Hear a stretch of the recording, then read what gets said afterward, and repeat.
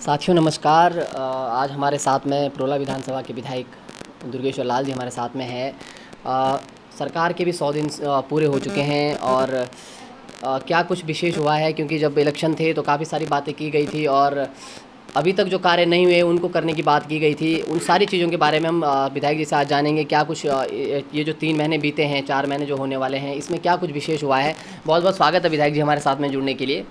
सबसे पहले हमारा प्रश्न आपसे यही रहेगा कि ये जो समय बीत रहा है, आपकी जो एक्टिविटी है सोशल मीडिया से लेकर हर जगह लगभग आप लोगों को देखने को मिल ही रही है कि क्या कार्यकाल किस प्रकार से चल रहा है। क्या कुछ कार्य ऐसे हुए हैं जिसको आप अपनी उपलब्धि मानते हैं और आप माइलस्टोन के रूप में मील का पत्थर समझते हैं प्रोला विधानसभा के लिए? देखिए, सबसे पहले तो मैं आपके चैनल के माध्यम से आपके पहाड़पत न्यूज़ के जितने भी श्रोता हैं उन तमाम लोगों को मैं बधाई देना चाहता हूं, धन्यवाद देना चाहता हूं। और प्रोला विधानसभा के जनमानस को, माताओं, बहनों, नौजवान साथियों और बुज़ुर्गों, महिलाओं को मैं धन्यवाद देना चाहता हूं कि जिन्होंने मेरे ऊपर अपना आशीर्वाद रखा और विश्वास जताया कि एज एक गरीब के बेटे को विधानसभा चुनकर भेजा और अपने एक प्रतिनिधि के रूप में। और रहे आज हमारे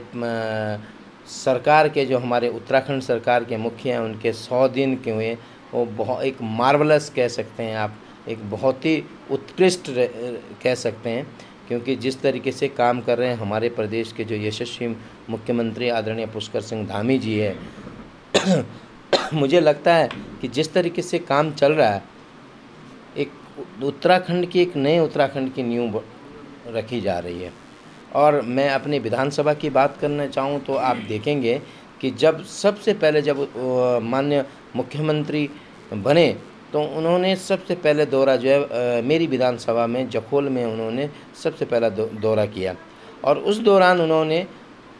हमारी जो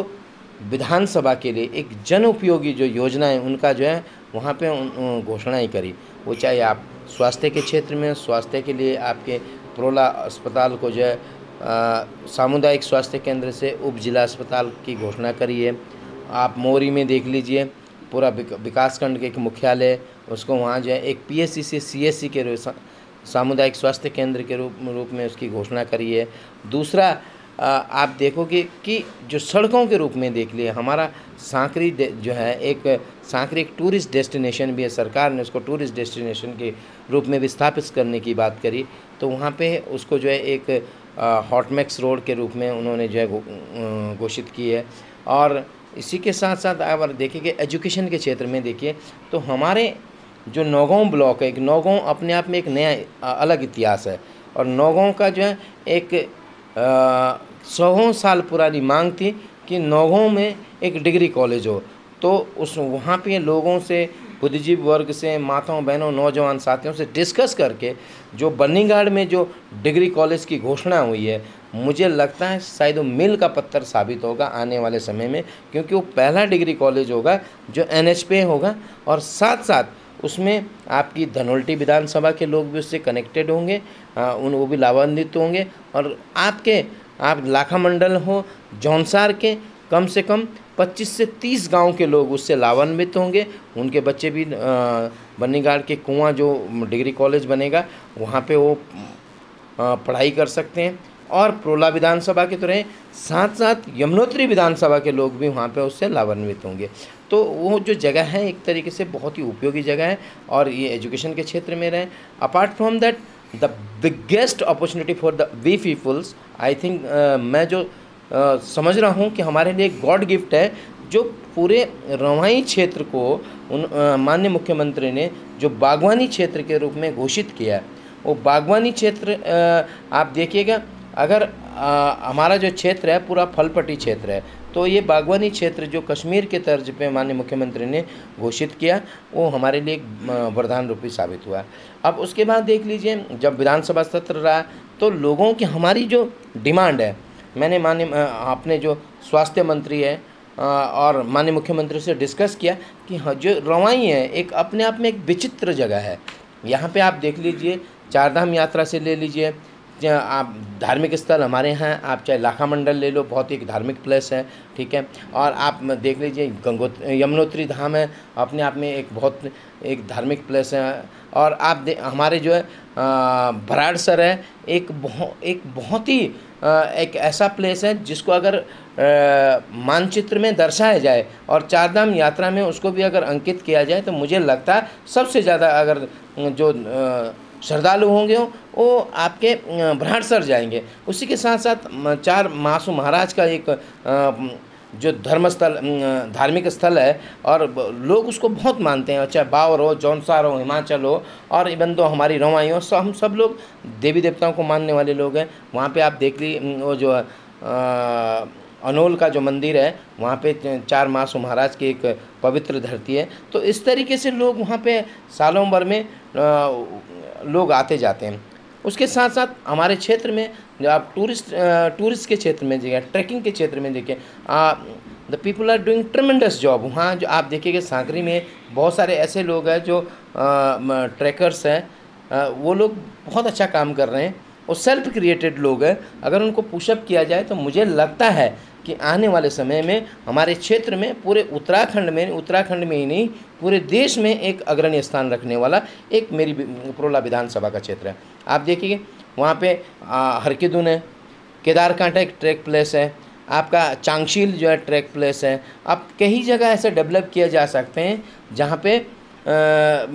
पे एक जो हमारे जो देश विदेशों से जो पर्यटक हैं आ सकते हैं। तो इस संबंध में मैंने ये बात रखी कि इतने लोग आते हैं कि इस बीच में देखो कम से कम 4-5 विधानसभाओं की अगर कुछ नहीं कहते 2-2.5 लाख की पॉपुलेशंस उस क्षेत्र से लाभान्वित होती है। अगर रवाई क्षेत्र में एक जो है मेडिकल कॉलेज अगर खुलता है तो रवाई के क्षेत्र के लोग भी लाभान्वित होंगे और साथ साथ जो बाहर से आने वाले लोग हैं, जो आउटसाइडर है, विजिटर्स हैं, उन लोगों के लिए भी वहाँ पे एक फैसिलिटीज़ मिलेगी। क्योंकि देखो यात्रा के दौरान कोई घटना हो जाती है, बीमार हो जाते हैं, कोई प्रॉब्लम हो जाती है, तो अगर हमारे मेडिकल की फैसिलिटीज़ होगी तो डेफिनेटली हमारे नाम का भी हमारे क्षेत्र का भी प्रमोशन होगा और उत्तराखंड सरकार की भी हमेशा जो है डेफिनेटली उसकी तारीफ होगी। और इसी के साथ साथ अभी जो है मैं प्रदेश के यशस्वी मुख्यमंत्री जी का बहुत बहुत धन्यवाद करना चाहता हूं कि उनका आशीर्वाद हमारे क्षेत्र के ऊपर है और हमारे जो राष्ट्रीय नेतृत्व आदरणीय जो हमारे जो यशस्वी प्रधानमंत्री आदरणीय नरेंद्र मोदी जी और हमारे जो कैबिनेट मिनिस्टर हैं सड़क परिवहन मंत्री माननीय नितिन गडकरी जी, जिन्होंने एक हमारे लिए एक तरीके से एक वरदान के रूप में जो पत्र मैंने माननीय मुख्यमंत्री जी को लिखा था और मुख्यमंत्री जी ने आदरणीय ट्रांसपोर्ट मिनिस्टर जी को लिखा था, तो उन्होंने उसको एक ऑल वेदर रोड में जो सम्मिलित करने का काम किया है, ये हमारे लिए एक बहुत बड़ा काम हुआ। और उसके साथ साथ मुझे लगता है कि ये बहुत जल्दी ज़मीन पे भी उतरेगा और बहुत जल्दी इसका जियो होगा और इसका काम भी हम संचालित करेंगे, क्योंकि माननीय नितिन गडकरी जी का एक विज़न है कि प्रत्येक क्षेत्र को सड़कों का एक जाल बिछा देना है। तो उन्होंने इमीडिएटली उस पर रिएक्शन किया और उसको आपके ऑल वेदर के रूप में सम्मिलित कर दिया। और मैं आने वाले समय में मैं माननीय मुख्यमंत्री जी के दिशा अनुसार निर्देशों अनुसार मैं आदरणीय नितिन गडकरी जी से मिलूंगा और अपने क्षेत्र की जो समस्याएं हैं उसको जल्दी हम जो है धरातल पे उतारेंगे, मुझे ऐसा लगता है। और इन तमाम चीज़ों को लेकर देखिए काम करने के लिए बहुत सारी चीज़ें, छोटी मोटी चीज़ें, दुख बीमारियां चलते रहती है, लेकिन आदमी क्या चाहता है, उसकी जो जैविक आवश्यकताएँ इनिशियली जो चीज़ें हैं वो पूरी हो जाए तो डेफिनेटली कोई किसी को घर बना के नहीं देता है, लेकिन एक हमारे एक इंसान की जैविक आवश्यकताओं की चीज़ें वो पूरी हो जाए तो I think that is the one of the best thing. आपके लोगों के बीच में ये भी चल रहा है कि जो प्रोला विधानसभा के जो विधायक है 24/7 जो देखने को सर्विस जो है उस प्रकार से आपका रहता है और मुख्यमंत्री जी के साथ आपका विशेष लगाव भी लोग देख रहे हैं। तो आपदा वाली घटना हुई थी और आपने मुख्यमंत्री जी को अप्रोच किया और फिर उन लोगों को तुरंत रेस्क्यू किया गया। क्या कुछ था वो लोग जानना चाहते हैं कि क्या हुआ था उस समय और किस प्रकार से आपने बातचीत की और जो ये विशेष लगाव है आपका मुख्यमंत्री जी का, क्या कुछ वो है, किन कारणों से वो सब है? मेरा विशेष लगाव नहीं है, ये मेरा एक अपने क्षेत्र के जो दायित्व जो लोग जो क्षेत्र के लोगों ने मुझे अपना जो प्रतिनिधित्व करने का मौका दिया है, उन्होंने मुझे जो अपॉर्चुनिटी दी है, मैं अपने कर्तव्यों का निर्वहन कर रहा हूँ। मैं माननीय मुख्यमंत्री जी को जहाँ मिलते हैं मैं अपनी क्षेत्र की समस्याएं रखता हूँ, वो चाहे आपके किसी कार्यक्रम में हो, चाहे उनके किसी, मैं पर्सनली उनसे मिलने जाता हूँ या कहीं भी, या प्रदेश कार्यालय, जहाँ भी माननीय मुख्यमंत्री जी मिलते हैं मैं अपने क्षेत्र की बात रखता हूँ, क्योंकि इसीलिए मुझे क्षेत्र ने, लोगों ने मुझे बना के भेजा। अब मैं आपको बताना चाहूँ जो एक बहुत ही एक दर्दनाक घटना हुई कह सकते हैं, मेरे विधानसभा में पिथाड़ी गांव में जो है एक भूस्खलन हुआ, जिसमें कि 10-12 महिलाएं जो हैं उसके भूस्खलन के चपेट में आ गई, जिसमें कि 4 महिलाएं बहुत ही गंभीर रूप से घायल हुई और एक का तो रेस्क्यू करते करते जब तक उसको रास्ते में हॉस्पिटल पहुंचाए थे तो उनकी जो है मृत्यु हो गई। मैं उनकी पुण्य आत्मा के लिए भगवान से प्रार्थना करता हूं कि उनकी आत्मा को शांति मिले। लेकिन उसके बाद जो 3 महिलाएं थीं उनकी बिल्कुल बहुत ही बुरी कंडीशन थी और गंभीर रूप से वो घायल थी। लेकिन अगर हमारे प्रदेश के, मैं पुनः इसलिए कहता हूं कि जो हमारे जो मुख्यमंत्री हैं, अगर वो इतना बड़ा दरियादिली नहीं दिखाते, उनको दिल्ली जाना था, उसके बावजूद भी मैंने सिर्फ कॉल करी, मैंने कहा माननीय मुख्यमंत्री जी मेरे क्षेत्र में ऐसी घटना हुई है और इसके लिए हमें एयरलिफ्टिंग की ज़रूरत है, यहाँ से हेलीकॉप्टर चाहिए। तो माननीय मुख्यमंत्री जी कुछ सुने, कुछ किए बिना, इधर उधर सोचे बिना तुरंत जो है यहाँ के प्रशासन को निर्देशित किया और उनकी बदौलत से मैं कह सकता हूँ आज अगर जो 3 जो महिलाओं की ज़िंदगी बची है, आज वो जो है अपना दोबारा से ये सोच सकती है कि उनका पुनर्जीवन जो पुनर्जन्म हुआ है उसके अगर क्रेडिट जाता है तो हमारे प्रदेश के यशस्वी मुख्यमंत्री जी को जाता है। उन्होंने बिना किसी सोचे समझे तुरंत जाके हेली जो है मोरी भेज दिया, जिसमें मैं एक उनके रेस्क्यू में गया था और आज मुझे लगता है शायद जो 3 महिलाएं गंभीर रूप से घायल थी वो आज सुरक्षित हैं। और इसी तरीके से अगर जिस तरीके से माननीय मुख्यमंत्री जी का आशीर्वाद रहा, उसके लिए मैं